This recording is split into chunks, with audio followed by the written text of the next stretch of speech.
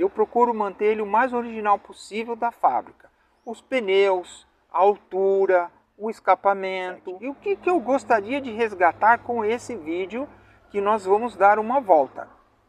É o som. Porque quando eu era adolescente, nós sabíamos qual veículo que estava se aproximando. Se era